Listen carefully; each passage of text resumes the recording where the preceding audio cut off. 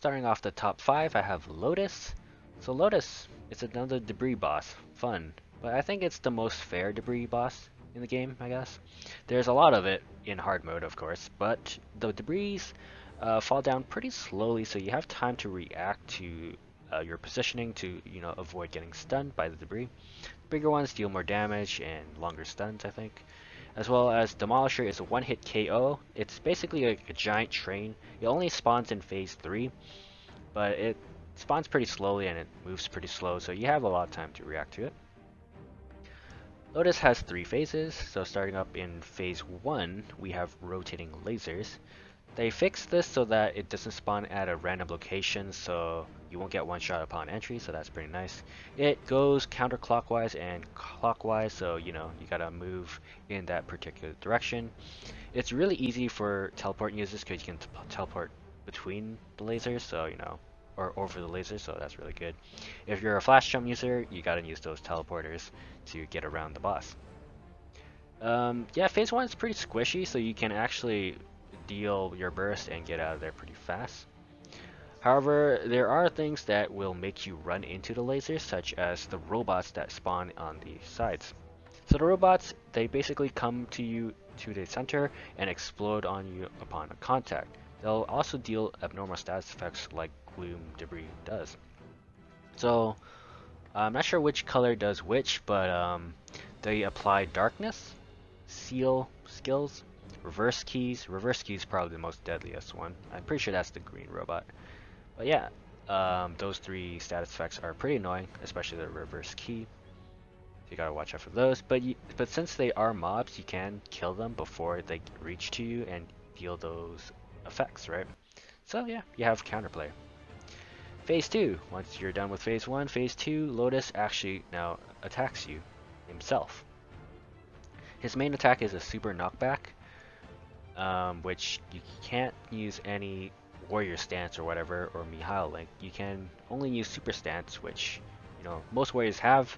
If you have like a skill like Exorcist Charm, you can block that super Malcolm move, so that's pretty nice. He spawns energy balls, which pretty much stay in the map and they just deal like a lot of damage. They did fix this so that if you're airborne and you can't take like multiple hits of the same energy ball, so that's really nice. There's also laser platforms. This is the most killer move for Lotus. He'll spawn a couple platforms, sometimes even one platform only, and then lasers will happen on the floor. You have to be airborne, otherwise you'll get basically one shot by the laser. The laser won't one shot in normal, it'll only deal 90% HP per second on the floor, so you gotta get out of there pretty fast. Or in hard mode, it'll basically instantly one shot you, so you have to get off of the floor. It's possible to break the platform before it lands on the ground if anyone is standing below it, so don't grief your party, do not stand under those platforms, right? Or if you get pushed into the platform, that also breaks it, so this is where Demon Slayer is really nice because you can just stay airborne, right?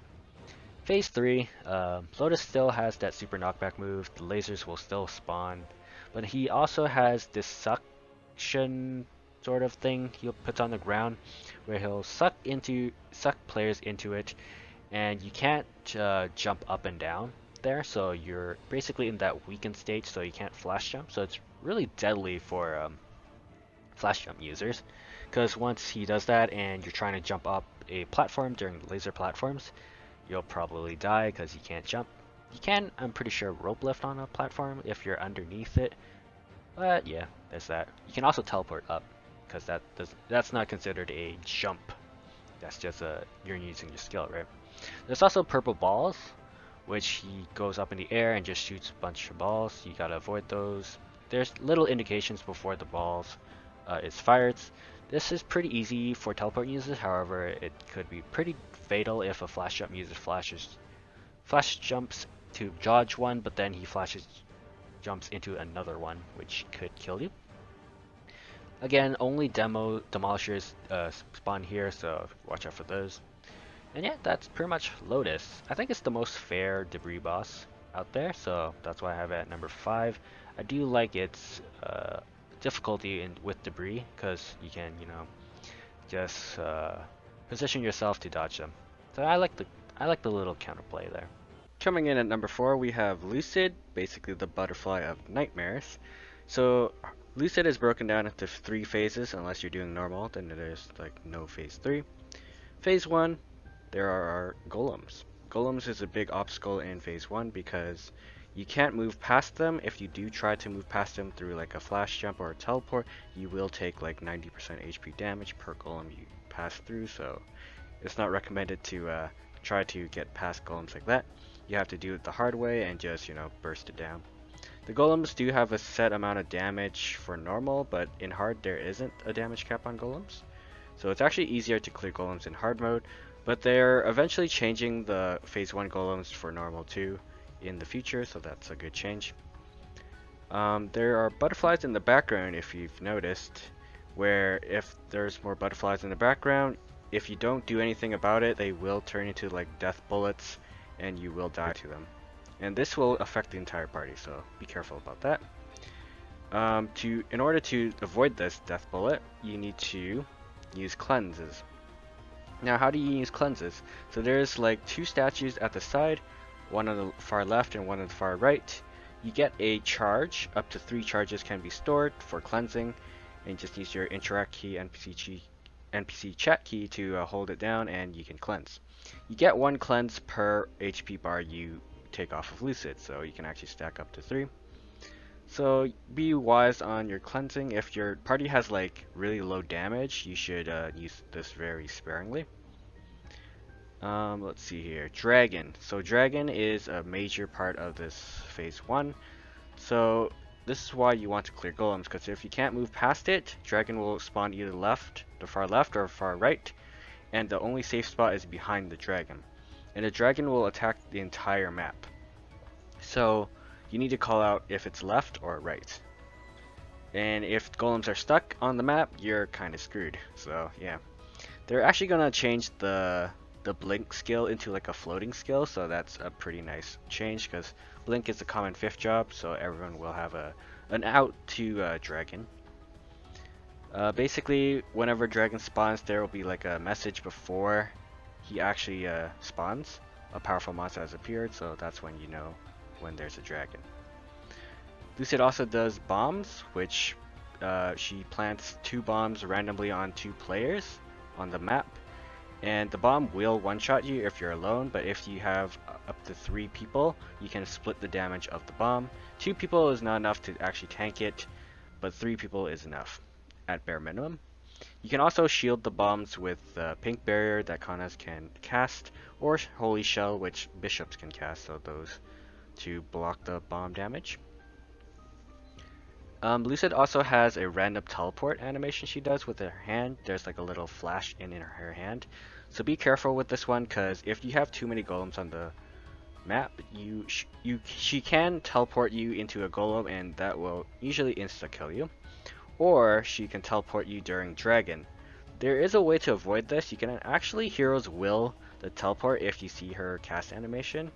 I've only done it like once or twice, but you gotta really pay attention especially when it's like the dragon, right? The dragon fire.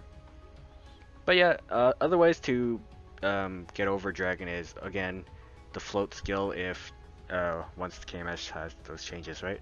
Otherwise, you can just use your up jump and try to stay airborne like Demon Slayer can, and then iframe at the end of it, or just have a really long iframe and you can dodge it that way as well. But yeah, that's pretty much phase 1 in a nutshell. So phase 2, the map changes into multiple platforms, and golems become less problematic except for the fact that they do break platforms once they spawn onto a platform, so that's just kind of an obstacle in itself, I guess. Sickles become more deadly.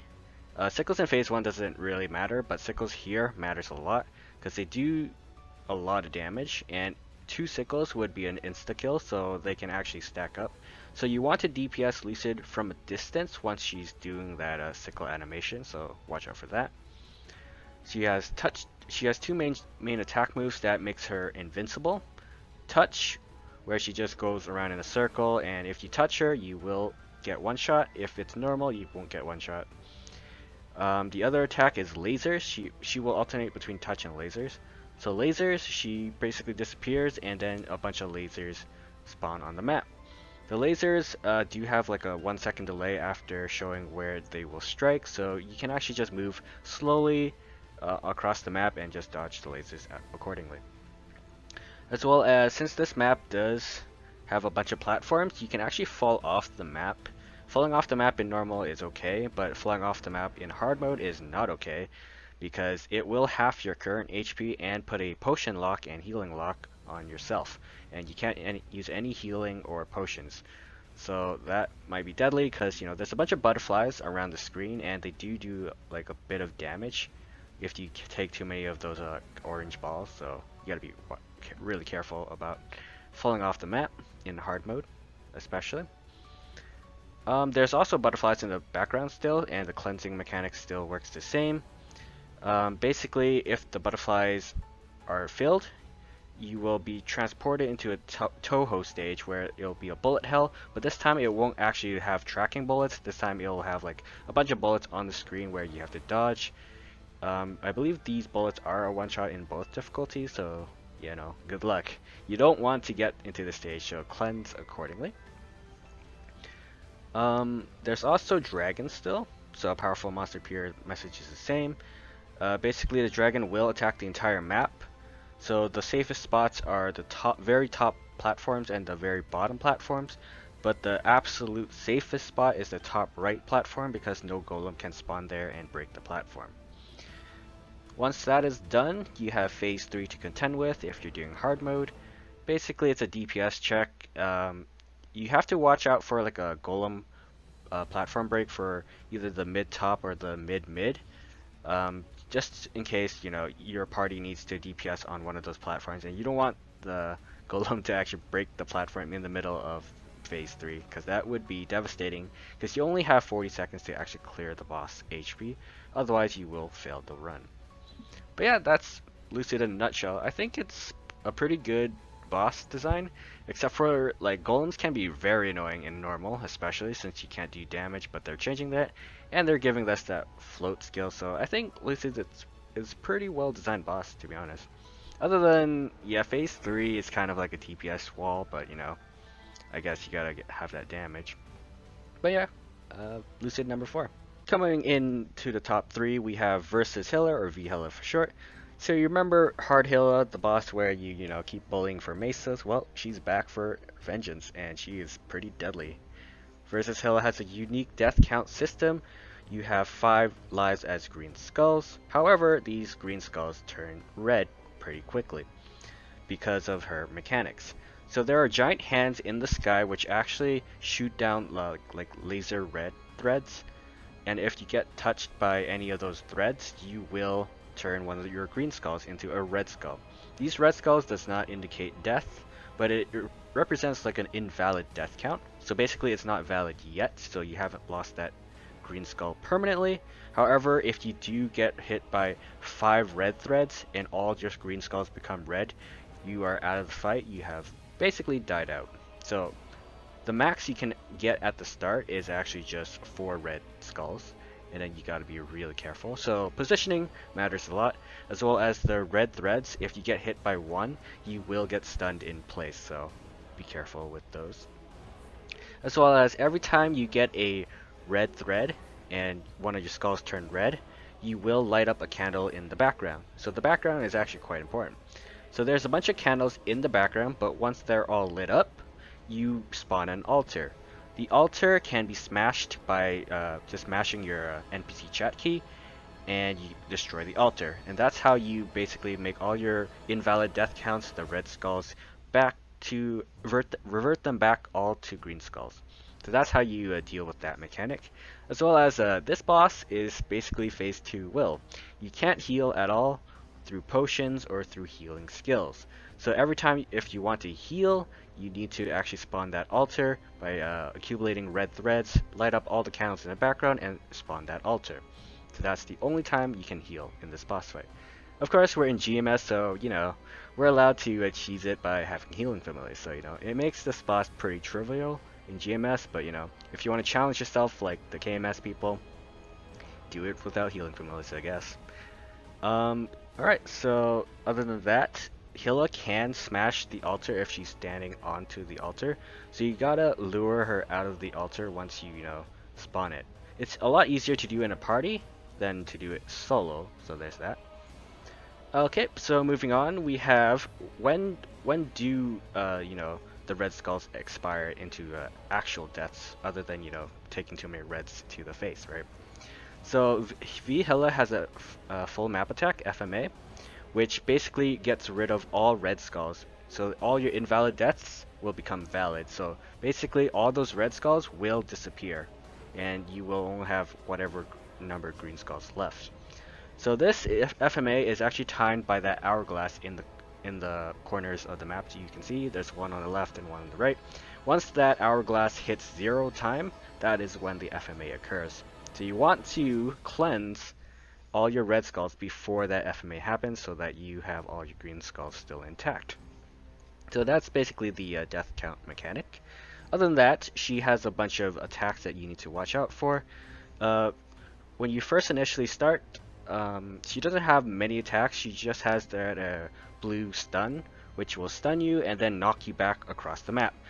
The knockback is super deadly because she can knock you back into like a bunch of red threads, so you know you gotta be watch out for that. Then once you clear that first HP bar, she will enter into her bone wave attack sort of thing. So purple and green. So they're both the same attack except the safe spots are different from one another, and this attack does basically more than 50% of your HP, so you definitely want to dodge these. So purple is I've been told this just to remember where the safe spots are, but purple is poop, which means you go behind her. So that is the safe spot for the purple bone wave. Green represents barf apparently, and that means you gotta go stand in front of her to avoid the green wave attack. So it's kind of funny how to, you know, remember where the safe spot are, but that's how I remember it.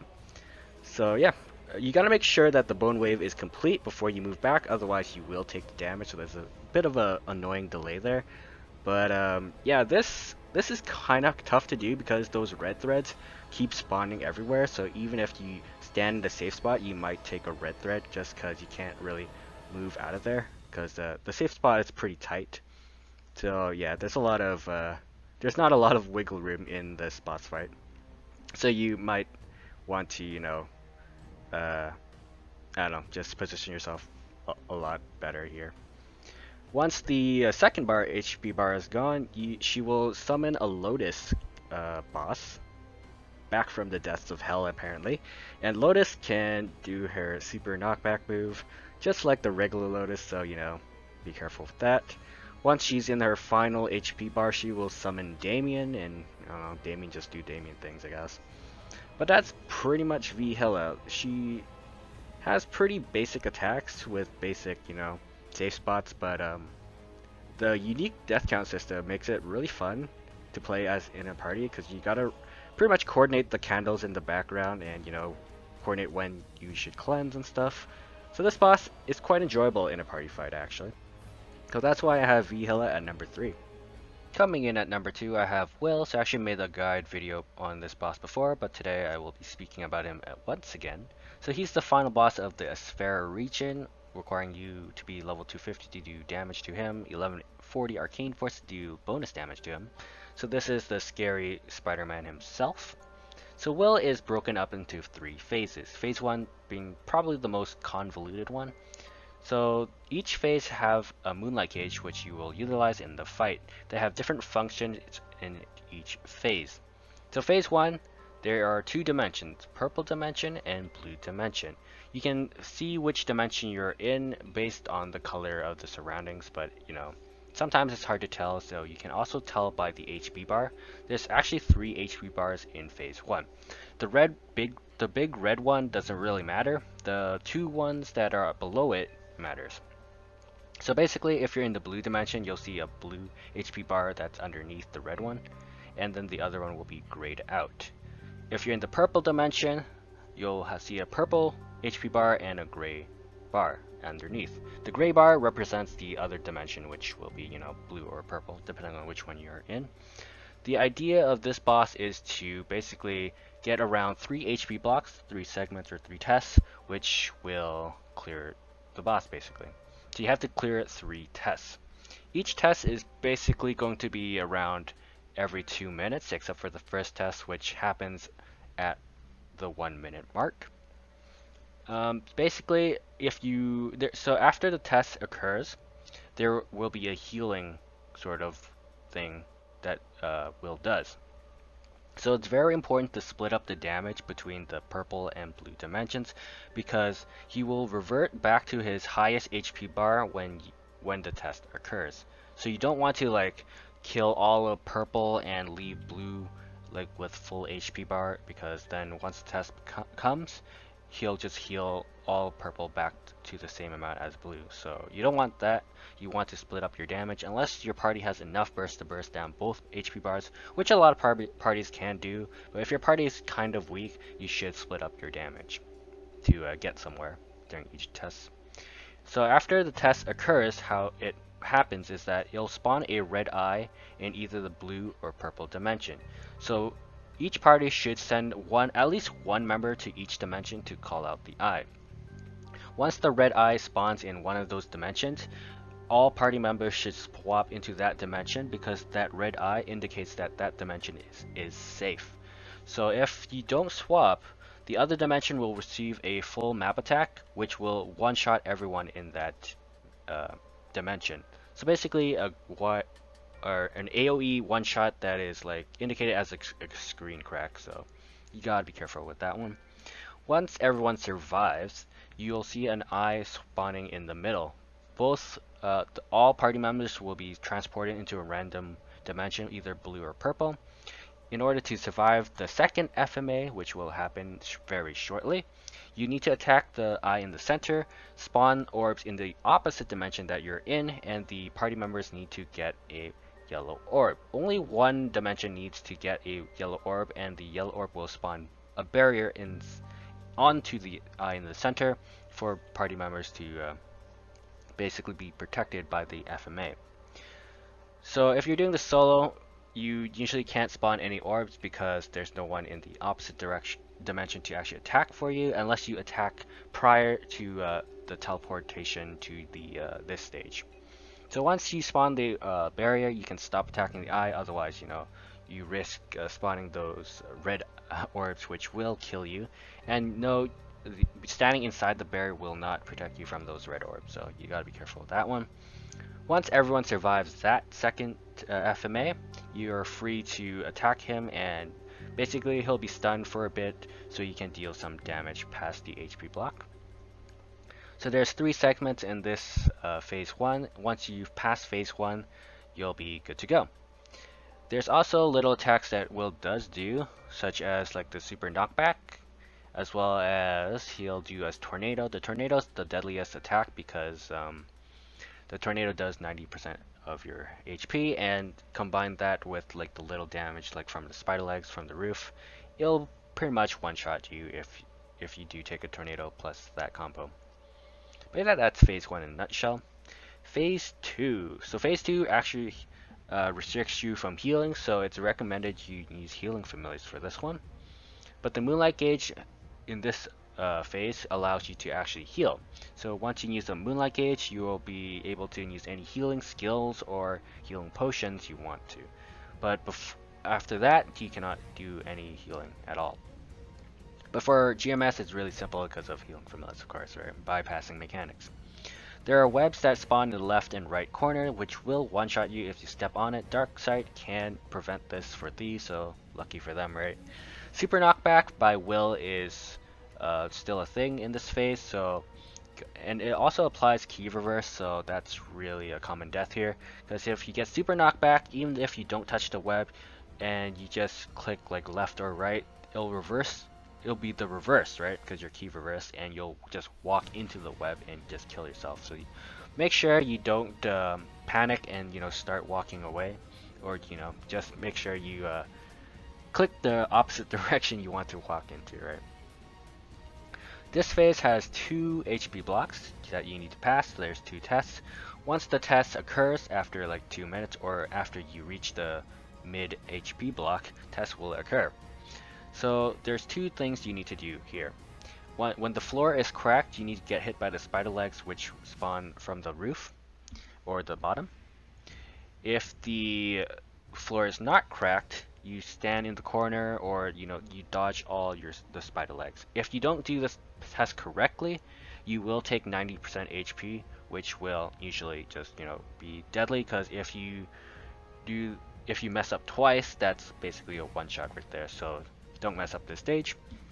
This test will occur every 2 minutes as well, unless you reach that HP block. And that's basically phase 2. So you gotta really watch out for that super knockback. You usually can tell by his super knockback by seeing the reflection in the mirror. Or in the floor, I should say. So that's how phase 2 works. Phase 3. So phase 3 has no segments, it's just one fat HP bar that you can burst down. You can use Moonlight Gauge here to clear the webs that you see at the side. If you do touch the webs upon contact, you will be sealed and you take some damage.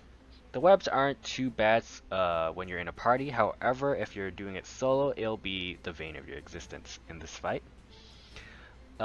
Will has a couple of skills here as well. His super knockback is still pretty annoying. He'll also do key reverse here as well. So usually you just get knocked back and then you get key reverse into the web, which seals you. So that's also a common death here. He'll also deal poison. So poison is basically attached to a host. The host will actually receive double damage, kind of like pure different colored hat, right? But if you don't attack while you have poison, you will take damage over time. And standing near allies with poison will damage them. So, if someone has poison, they should be either on the left or on the right, and everyone should be on the opposite side so that you don't kill your allies, basically. There's also two map-wide AoE attacks that you need to watch out for. There is two ways to distinguish this. There's also, you can see by the legs size, I guess, of Will, but personally I just see or differentiate which AoE it is by the eye color. So the eye color, when Will has the yellow eyes, that means stay. So you do not use any flash jump or teleport or any movement skill, and then you are pretty much fine from there.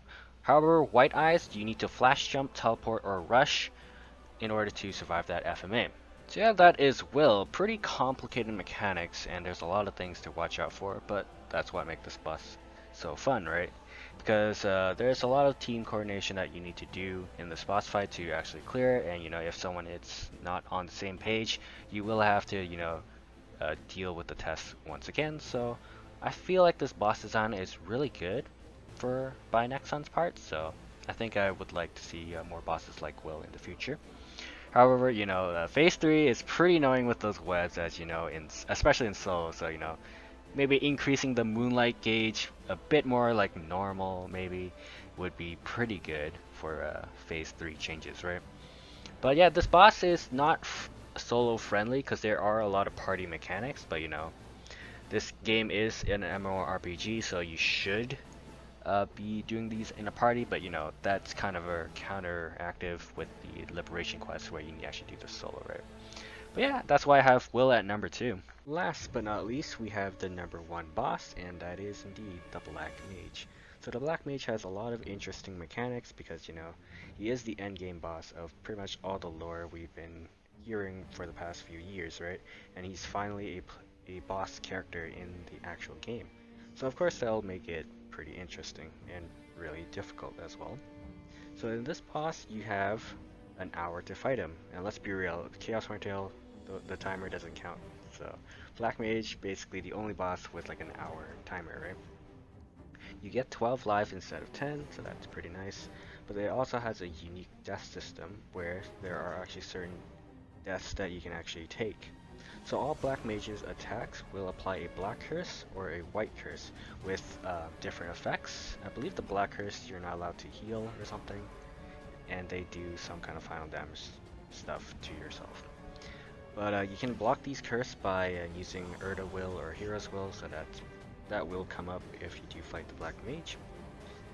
If you do take a black curse, and then you also take a white curse, if you take both curses, you will instantly lose a life and you will be skill locked. So that's how the black mage fight works. If you take both curses, you're pretty much dead right there. So it's really easy to actually lose multiple lives in like a brief moment if you're not careful dodging his respective attacks. So you need to basically memorize which attacks applies black curse and which attacks apply white curse. It's pretty straightforward because most of his attacks that are airborne is usually white curse, and most of the black curse attacks are more consistent attacks. So Black Mage is broken up into 4 phases. Phase 1, he has 2 knight statues, a black knight and a white knight. They both attack and apply their respective colors curse, so the black knight will apply a black curse, the white knight will apply a white curse. They can both be bound, which is pretty good because you can bind them and then burst them down at the same time. They also share the same HP bar. Most parties can actually one burst bind this. They even can use Yorozu binds to chain it and then just bind it even further. But yeah, most parties can burst this in one go. However, if you don't burst in one go, it's recommended to split these knights apart and kill one knight at a time. Usually you want to focus on the black knight instead of the white knight. But there's also other attacks in phase 1, such as the black chains that rain down from the sky, which will apply a black curse, which is pretty consistent. It's like the Lucid lasers, where it's like tracking, where you have a brief moment to dodge, but most of the time you're going to get hit by these black chains. The meteors will apply a white curse. They fall down basically vertically, so you have a brief moment to actually dodge them just by walking past them, so it's not too bad. The map actually gets progressively smaller the longer you stay in phase 1, so you gotta clear phase 1 really fast. Laser gates, laser gates actually do spawn here, so if you touch them, you will get one shot, so you can actually teleport past them, but not sure about flash jump users, right? Good luck for them, right? But yeah, that is Black Mage phase 1. Phase 2, you actually fight the Black Mage himself. The Black Mage himself cannot be bound, so he can't use any things to bind him, as well as Yorosun used to work on him, but now it doesn't anymore, so good luck.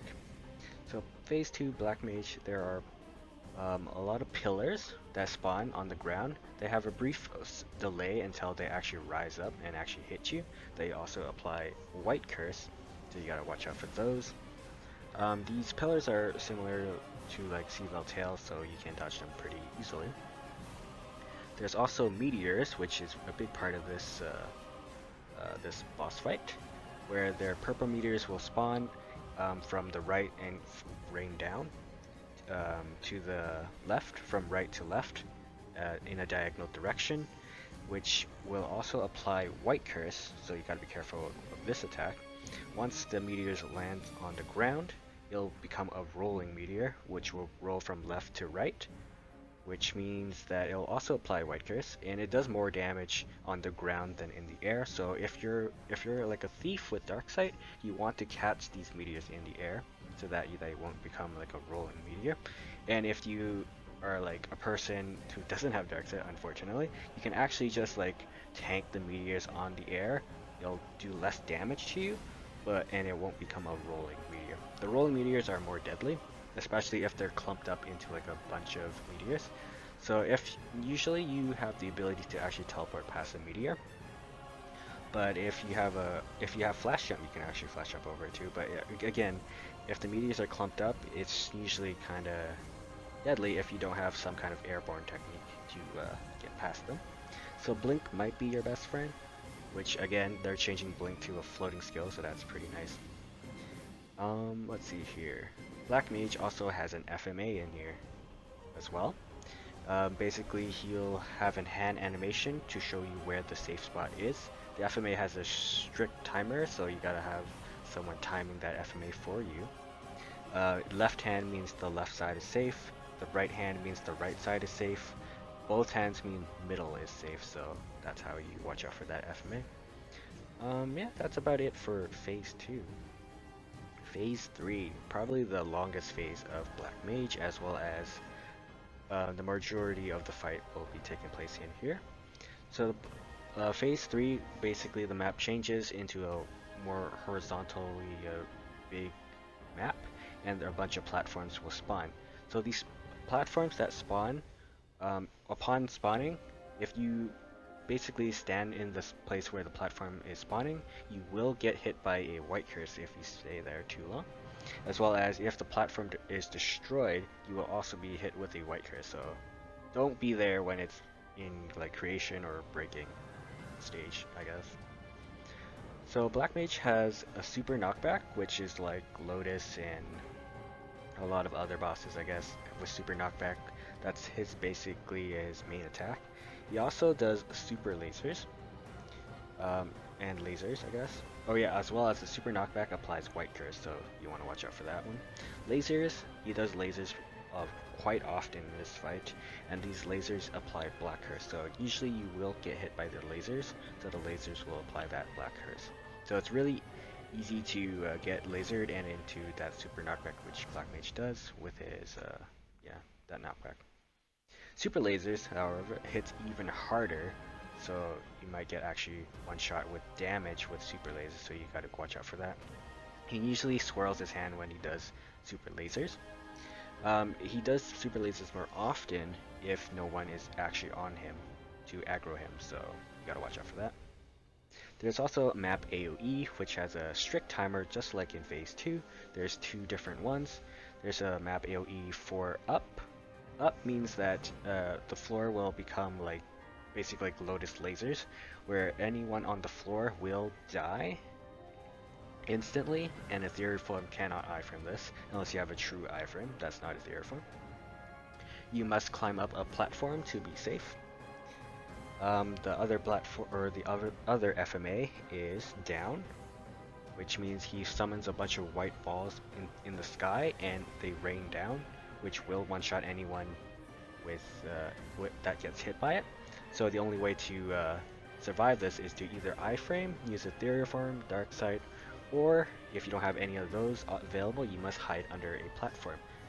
You should try to pick a really big platform to hide under because the small platforms might not be enough, and sometimes it's kind of bad if lots of white balls are in that platform zone because you might just die anyway. So yeah, it's a bit RNG for that particular case. But yeah, but both of those, the FMAs don't deal any curse, they just straight up kill you by damage, so there's that. Yeah, that's about it for phase 3. There's a lot of other nonsense like the angels in the background that shoot lasers that also applies black curse. And there's a stun ball and stuff, but those are just little things. Alright, so moving on to phase 4, we have a black and white room. So everyone will be able to damage the boss alone, isolated. You won't receive any party boss from your party, so that's basically, it's like a solo stage, I guess, but the HP bar is shared. As well as I forgot to mention that Black Mage himself, in all three phases, phase 2, 3, and 4, will have a shield every like minute or so or something, every FMA. He'll get a shield, and then you gotta break the shield too in order to damage him. So yeah, that adds in more time if your party is doing like the DPS strategy where you just burst them. Or just the burst strat, not the DPS strat. But yeah. Phase 4, you have two auras that you can switch around, the black curse and the white curse.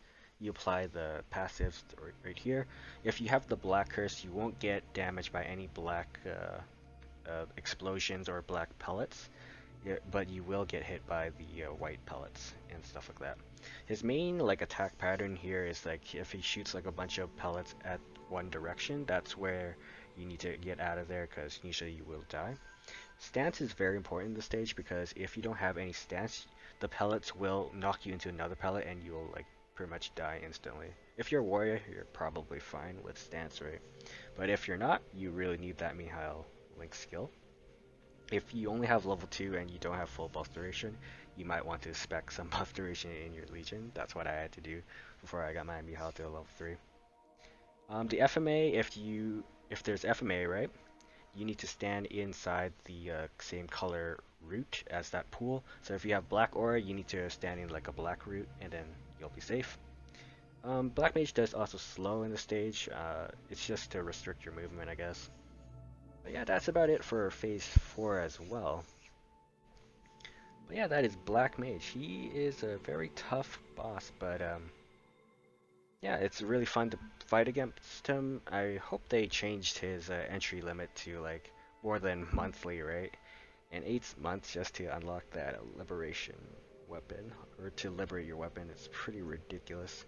So yeah, I hope they change it, because this boss is a lot of fun to fight against. It took my party quite a few tries to actually clear it the first time around, but you know, I had a lot of fun. But yeah, that is my top 10 bosses in Maple Story. So yeah, I hope you guys enjoyed this video. Leave any comments if you want for suggestions, or just comments on the video. And I'll see you guys in the next one. Peace.